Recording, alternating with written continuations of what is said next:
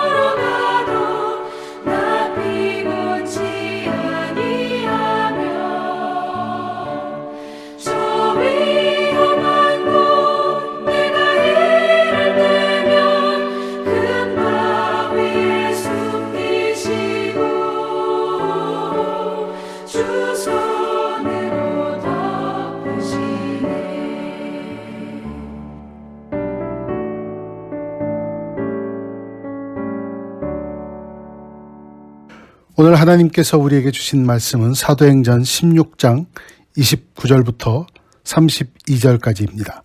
하나님의 말씀 사도행전 16장 29절부터 32절까지입니다. 간수가 등불을 달라고 하며 뛰어들어가 무서워 떨며 바울과 실라 앞에 엎드리고 그들을 데리고 나가 이르되 선생들이여 내가 어떻게 하여야 구원을 받으리까 하거늘 이르되 주 예수를 믿으라 그리하면 너와 네 집이 구원을 받으리라 하고 주의 말씀을 그 사람과 그 집에 있는 모든 사람에게 전하더라. 아멘. 다 같이 기도하겠습니다. 하나님 아버지 감사합니다. 우리에게 오늘 또 말씀을 주셔서 감사합니다. 하나님 감사합니다. 우리에게 또 오늘 살아갈 하루를 주셔서 감사합니다. 우리의 생활 중에 하나님의 말씀이 기준이 되게 하시고 이 기준 따라 또 우리가 배우고 듣고 깨닫는 우리 모두가 될 수 있도록 주님 인도하여 주시옵소서. 감사하고 예수 그리스도의 받들어 기도드립니다.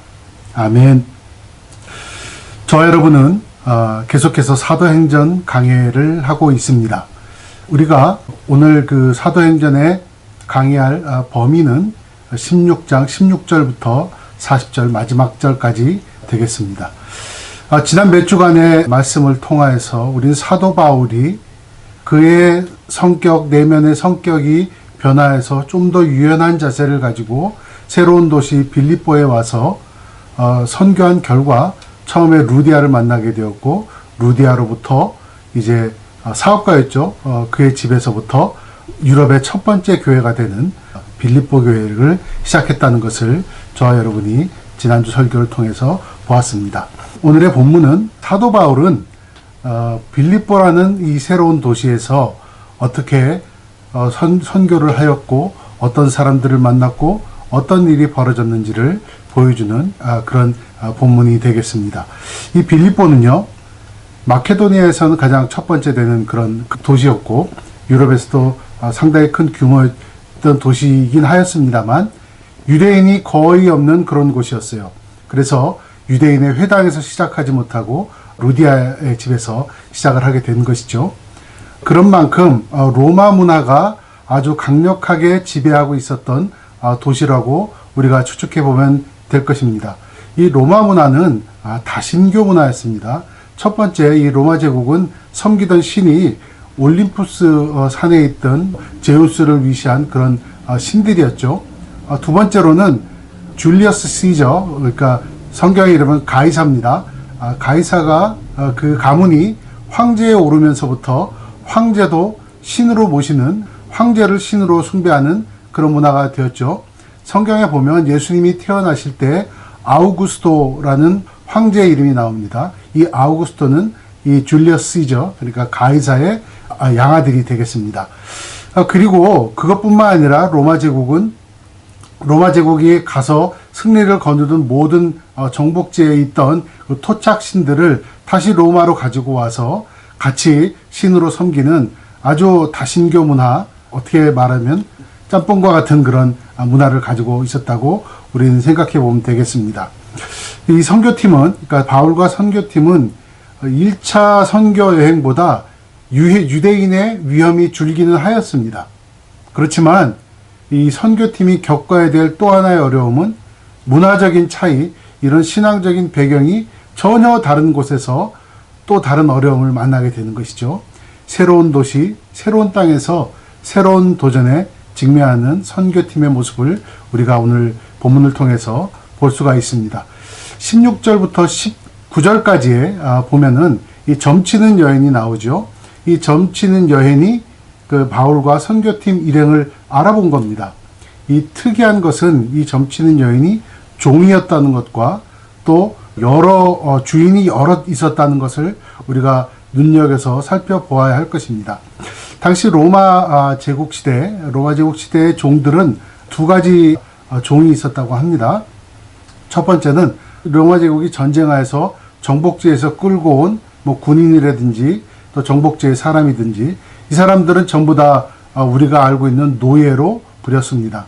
남자들은 대체로 다시 전쟁터에 끌려가서 그때 당시로는 화살바지가 됐겠죠. 화살바지가 된 것이고 여자들은 그 귀족들 집에서 로마 시민들의 집에서 노예로 부리는 그런 사람들이 되겠습니다.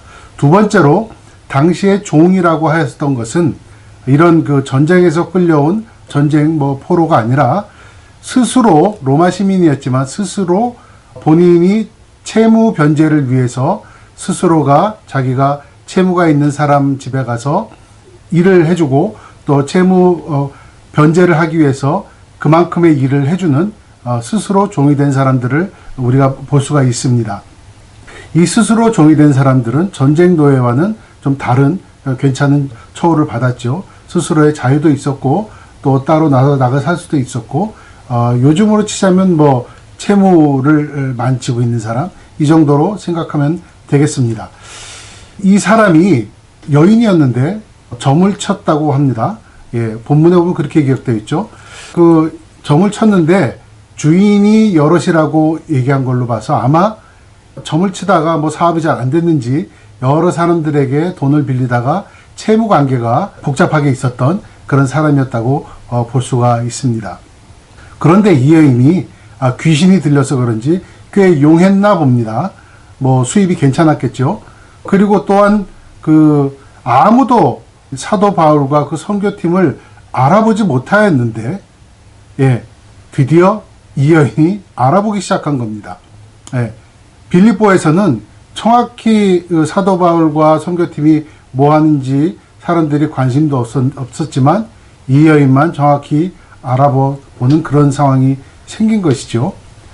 자신들을 알아봤다고 해서 알아보고 또 이제 자신이 무엇을 하는 사람인지를 알았다고 해서 바울과 선교팀이 좋아했을까요? 그렇진 않았습니다. 왜냐하면 이것이 안 좋은 상황으로 흘러갔기 때문에 그렇습니다. 오늘 16장 17절과 18절을 한번 읽어보도록 하겠습니다. 그가 바울과 우리를 따라와 소리 질러 이르되 이 사람들은 지극히 높은 하나님의 종으로서 구원의 길을 너희에게 전하는 자라 하며 이같이 여러 날을 하는지라 바울이 심히 괴로워하여 돌이켜 그 귀신에게 이르되 예수 그리스도의 이름으로 내가 내게 명하노니 그에게서 나오라 하니 귀신이 즉시 나오니라. 네. 안 좋은 상황이 뭐였냐면 사도 바울과 선교팀을 알아보는 것까지는 괜찮았는데 이 여자가 따라다니면서 소리를 지르고 그러는 바람에 사도 바울이 곤란함을 겪었다는 것이죠. 자, 동서고금을 막론하고 이 점치는 사람, 그때도 그랬고 지금도 그랬고 말이죠. 굉장히 목소리가 컸던 사람인 건 분명한 것 같습니다. 또한 이런 사람들은 무당들은 대체로 이렇게 복장이 이렇게 화려하고 눈에 띄고 그렇죠. 그래서 아마 선교팀을 따라다녔던 것 같은데 이 여자가 그 동네에서는 꽤 용하다는 점쟁이라는 소문도 있었고 목소리도 크고 또 복장도 요란하니까 일단 사람 모으는 데는 좋았을 겁니다. 그렇지만 사람 모으는 데까지 좋았지만 너무 시끄럽게 해서 사도 바울이 복음을 전하는데 지장을 받았고 그것으로 인해서 괴로워하였다. 이렇게 기록하였습니다. 다만 이 여자가 시끄러웠기 때문에 사도 바울이 괴로워했을까? 아닐 것이었습니다. 왜냐하면 사도 바울은 지금 전도팀이 있죠. 사도 바울 플러스 또한 실라와 디모데가 있었고 우리가 오늘 16절에서 보면은 아주 독특한 구절이 하나 있는데 우리라는 표현을 썼습니다. 그러니까 바울과 실라와 디모데 외에 누구 한 사람이 더 있었다는 소리죠. 누구였을까요? 예, 11절에도 이 우리라는 구절이 있습니다. 예, 이것은 바로 이것을 사도행전을 기록하였던 누가 본인 자신이 아니었겠습니까? 어쨌든 이 바울이 복음을 전할 때 옆에서 누가 시끄럽게 한다면 바울의 전도팀이 충분한 인원이 있었습니다. 이 여인들 데리고 다른 곳에 가서 조용히 시킬 만한 충분히 한 인원이 있었음에도 불구하고 사도 바울이 괴로워하였다는 것은 다른 의미를 가지고 있는 것이죠. 예, 이 여인이 점치는 여인이 했던 말은 지극히 높은 하나님의 종이라고 얘기를 하였습니다. 구원의 길을 전하는 자라고 또한 얘기를 했습니다. 이것은 전혀 틀린 말이 아닙니다. 그리고 선교팀의 목적을 지금 정확히 꿰뚫어 보고 있는 그런 점치는 여인이었습니다. 아마 귀신의 영적 신통력도 이런 대단했던 사람 같습니다. 바울이 괴로워했던 이유는 이 여인의 말로 인해서 복음이 왜곡될 수가 있어서 바울이 괴로워했던 것이죠. 자, 한번 생각해 보십시다.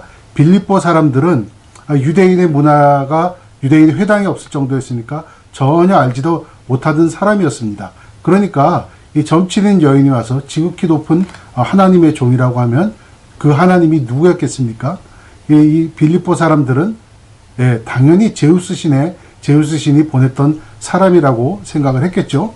또한 구원의 길이라는 것도 사실은 정확히 봤지만 당시 빌립보 사람들이 듣기에는 아마 이 올림푸스 신들, 제우스 외에도 뭐 많이 있죠. 포세이돈도 있고 뭐 아폴로도 있고 뭐 이런 신들에게 선택을 받으려고 선택을 받아서 또한 잘 먹고 잘 사는 것으로 이해할 수가 있었기 때문에 사도 바울이 상당히 괴로워했던 것이죠. 한 가지 더 이유가 있습니다. 1차 선교 여행 때 사도 바울은 루스드라에서 기적을 한번 보여준 적이 있죠. 못 걷는 사람을 이렇게 세운 적이 있습니다. 그때 사람들이 어떻게 반응하였나요? 신들이 오셨다. 신의 사자가 오셨다 하고 열광하고 그런 막 흥분하고 그래서 그렇게 감정적으로 들끓어 올랐던 그런 군중들이 얼마나 위험한지 사도 바울은 지금 잘 알고 있는 사람이었습니다. 그래서 이 사도 바울 주변에 와서 막 시끄럽게 하고 막 인정을 해주고 칭찬을 해주고 막 신처럼 믿고 따를 때 요즘 말로 치면 본인이 인기 폭발할 때 그렇게 좋아하지 않았던 것입니다. 그럴수록 이것이 얼마나 위험한지 자신과 자신의 선교팀이 뭔가 잘하고 있다는 뭔가 이렇게 뭐 하나님의 종이다 막 이런 것을 듣는 것만으로도 인간으로서 자만심이 올라가고 그 자만심 때문에 위험하다는 것을 사도 바울이 잘 알고 있었기 때문에 다만 시끄러운 소리가 아니라 주변의 그런 소리들 때문에 사도 바울은 괴로워했고 또한 그것으로 인해서 또 사도 바울은 더 이상은 안 되겠다 하고 이 여인에게서 귀신을 나오게 하고 고쳐준 것입니다. 제 개인적인 경험으로 말씀드리자면 저는 한때는 한 달에 한 4가정을 전도해서 세례까지 받게 하는 적이 있었습니다. 금요일 저녁마다 소그룹 모임을 저희 집에 했었는데 무려 한 40여 명이 모일 때도 있었습니다. 그래서 속하고 있던 교회에 다른 소그룹 리더가 와서 도대체 서집사님은 어떻게 하시길래 그렇게 전도를 잘합니까? 하고 집에 와서 배우러 오기도 했습니다. 다른 누구보다도 제가 전도를 잘하는 것 같았습니다. 신학교육을 끝내고 저에게 든 생각은 막 영안이 띄어지는 것 같은 느낌이 있었습니다. 머릿속에서 성경의 지혜와 이런 모든 것이 충만하다고 자부했을 때가 있었습니다. 그때 사람들이 다 인정을 해줬죠. 칭찬해 줬습니다. 마음은 이미 하늘 위로 날아가고 있었죠. 붕 뜬 기분을 느꼈습니다. 지금 돌이켜서 생각해 보면 그때 들었던 그 주변의 소리들로 인하여서 나의 자만심이 생기기 시작하였고 자만심이 생기는 순간 나는 가라앉고 있었다는 생각을 지금 돌이켜서 하게 됩니다. 저와 여러분은 이 땅 위에 전도자로서 부름받은 사람들입니다. 복음의 길에서 복음을 전하려 할 때 우리 주위에서 많은 그런 소리들이 있을 겁니다. 또한 우리 주위에서 많은 시끄러운 소리, 자만심을 부추기는 소리들이 그런 유혹의 소리들이 있을 것입니다. 그럴 때마다 우리 바울처럼 주위의 소리를 끊어내고 하나님 주신 사명에 집중하여서 그렇게 해서 그 소명을 이루어내는 참된 성도님들이 되시기를 바랍니다. 바울은 점치는 여인에게서 귀신을 빼냈습니다. 그래서 치유해 주었습니다. 그렇다고 해서 귀신이 물러갔을까요? 한번 실패했다고 바로 물러가면 귀신의 자존심이 아니죠. 귀신이 아닌 겁니다. 그래서 이제까지와는 아주 다른 방식으로 다시 바울을 무너뜨리려고 도전을 합니다.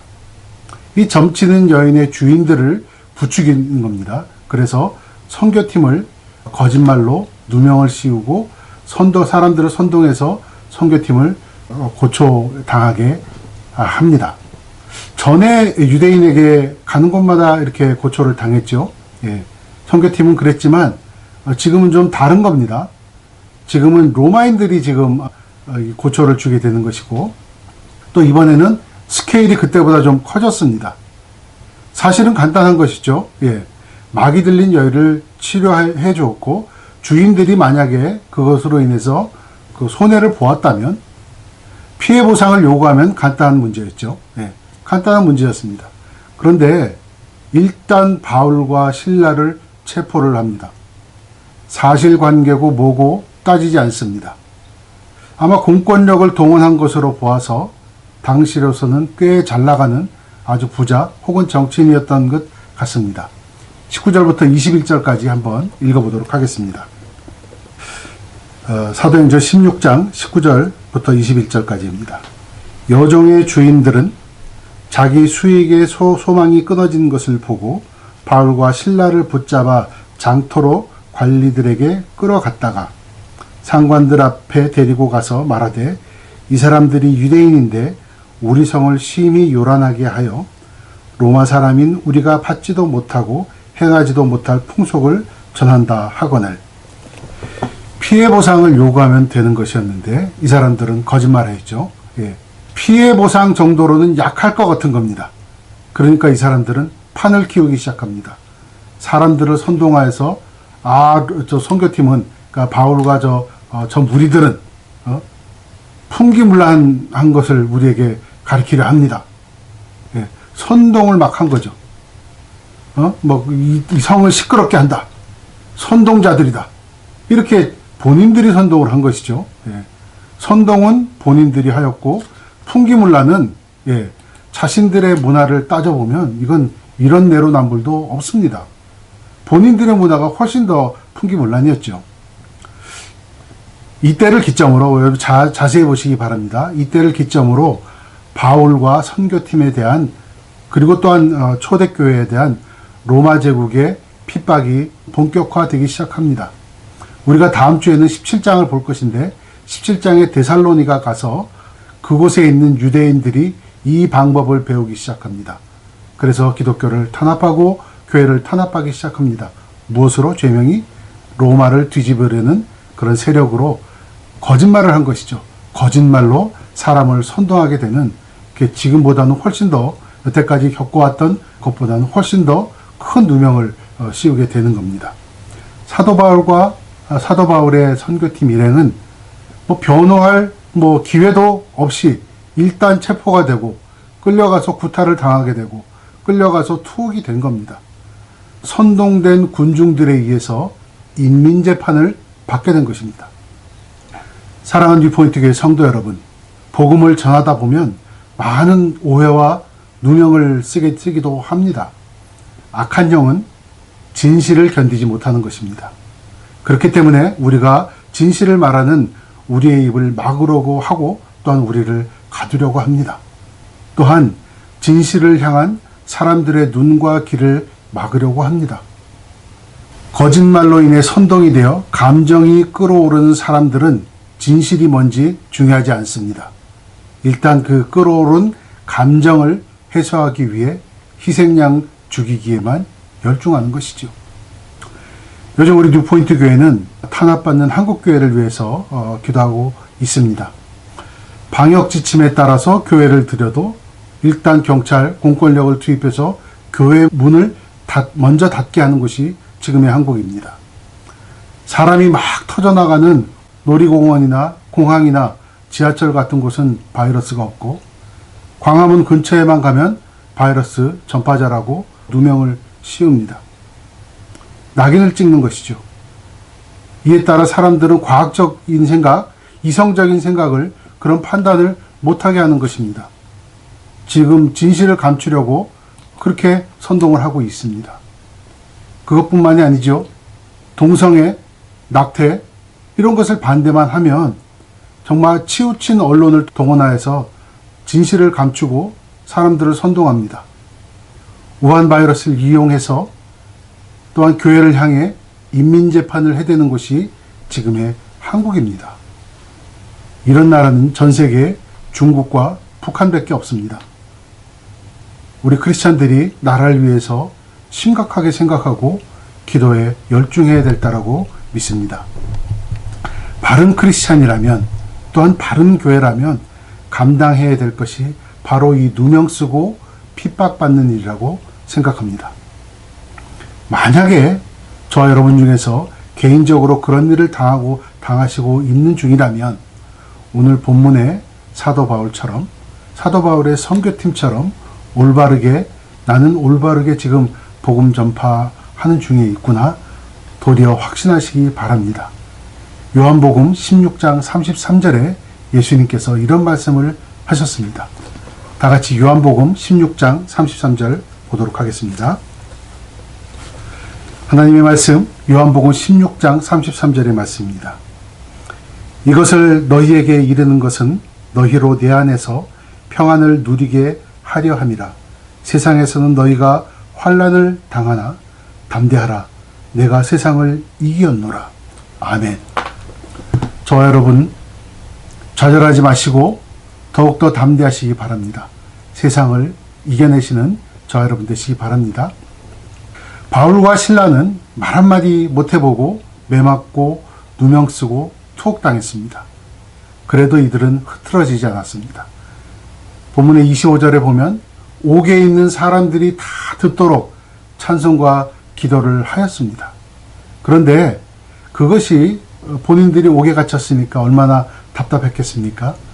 본인들에게 위로와 용기를 준다고 찬송하고 기도한 것이 옥에 갇힌 사람들 모두에게 위로와 용기를 주게 되었습니다. 생각해 보십시오. 감옥에는 죄를 지은 사람들이 있었을 겁니다. 또한 억울하고 원통하게 누명을 쓴 사람도 있었을 것입니다. 감옥 생활에 지쳐서 삶의 의지를 그냥 놓아버린 사람들도 있었을 것입니다. 다양한 사연을 가지고 온 사람들이 많았겠지요. 그들이 다 기도하는 소리, 찬송하는 소리를 듣게 된 것입니다. 이것은 우리에게 아주 중요한 메시지가 있습니다. 우리의 기도와 찬송에는 단지 우리 자신이 힘들고 어려울 때 용기와 위로받게 하는 것뿐만 아니라 죄인된 사람, 원통하게 또 억울한 마음을 가지고 산 사람, 또한 삶의 의지를 놓아버리고 죽어가는 사람들에게 하나님의 은혜를 끼치는 엄청난 힘과 권세가 있다는 것을 우리는 알아야 할 것입니다. 우리가 어떤 상황에서도 기도를 놓지 말아야 하는 이유가 여기에 있는 것입니다. 기도와 찬송 중에 옥문이 열렸습니다. 모든 죄수들의 족쇄가 풀렸습니다. 그야말로 기적이 일어난 것이죠. 전에 예루살렘 교회에 핍박받았을 때 베드로가 갇힌 적이 있었고 베드로에게도 같은 기적이 일어났죠. 비슷한 기적이 일어났습니다. 지금 옥에 있는 사람들, 죄인들도 있었을 것이고 갇힌 사람들도 있었고 가두려는 자들, 간수들도 있었습니다. 같은 기적이었지만 정반대의 반응을 우리가 지금 볼 수가 있는 것입니다. 한쪽은 갇혀있는 자들에게 은혜가 베풀어진 것이고 가두려는 자들에게는 절망이 펼쳐진 것입니다. 복음은 죄 아래 갇혀있는 우리에게 은혜입니다. 죄 아래에 우리를 가두려고 하는 마귀들에게는 절망인 것입니다. 자결을 하려고 생을 끝내려고 하는 간수들에게 바울은 복음의 정수를 이야기합니다. 다 같이 오늘 본문 16장 31절을 읽어보도록 하겠습니다. 이르되 주 예수를 믿으라. 그리하면 너와 내 집이 구원을 받으리라 하고. 아멘. 복음은 이거 하나로 충분한 것입니다. 저와 여러분 이 말씀에 아멘 하시기 바랍니다. 다시 살게 된 간수들은 어떻게 했을까요? 네, 집으로 또 초대를 하게 되었고 집에 있는 모든 사람들이 세례를 받게 되었습니다. 빌립보 교회는 이렇게 성장한 것입니다. 바울은 이 일 뒤에 생각을 했을 것입니다. 아무도 없는 이 빌립보 도시에 와서 하나님께서 루디아를 만나게 하시고 그래서 교회를 세우게 되고 복음을 전도하는 이 도중에 점치는 여인을 만나 선한 일을 베풀었음에도 괴로움을 당하게 되었고 또한 그것뿐만 아니라 누명을 쓰게 되고 또 옥까지 끌려와서 매맞는 또 갇히게 되는 이런 모든 일들, 이 지금까지 겪어온 모든 일들, 그것의 결과는 바로 이 한마디 전하기 위해서였구나 라고 사도 바울은 여기게 되었을 것입니다. 모든 일에는 내 인생의 질곡, 오름이 있고 내리막이 있고 그랬던 모든 순간에는 하나님의 인도하심과 계획하심이 있었구나. 이것을 깨닫게 되었습니다. 이 하나님의 인도하심과 계획을 깨닫게 된 사도 바울은 더욱더 담대해지기 시작합니다. 이후 구절들을 보시면 간수들의 상관 앞에 나아간 바울은 오히려 간수들에게 소통을 칩니다. 그리고 그 바울의 위세에 눌린 그런 상관들은, 그러니까 간수들이었겠죠. 이 도시를 떠나달라고 부탁을 하는 것을 우리는 볼 수가 있습니다. 우리가 인생을 살면서 복음을 전하는 것은 전하는 그 길에는 누구나 잘할 수도 있고 못할 수도 있습니다. 부침을 겪게 되고 그렇습니다. 그렇지만 그것을 겪어내고 이겨낸 사람들이 공통적으로 가지는 것이 있다면 그것은 하나님이 나와 함께 하신다는 확신입니다. 그것이 우리를 담대하게 만드는 것이죠. 우리가 올바른 크리스찬이라면 믿지 않는 사람들보다 아마 더 많은 도전, 더 많은 안 좋은 경험을 하게 될지도 모릅니다. 그러나 그 모든 어려움들이 우리를 지배하지 못하도록 찬송과 기도와 말씀으로 이겨내시길 바랍니다. 우리에게는 주어진 사명이 있습니다. 복음의 정수, 주 예수를 믿으라. 그리하면 너와 내 집이 구원을 받으리라. 이 말씀을 끝까지 전하시는 저와 여러분 되시기를 축원합니다. 기도하겠습니다. 하나님, 우리에게 바울과 같은 믿음을 허락하여 주시옵소서. 주위에서 얘기하는 시끄러운 소리들과 자만심을 부추기는 칭찬들에 우리의 마음을 주지 않도록 하시고, 또한 어려움을 당하고 누명을 쓰고 억울한 일을 당하더라도 하나님, 이 모든 것 위에 함께 하신다는 믿음을 우리에게 허락하여 주시옵소서.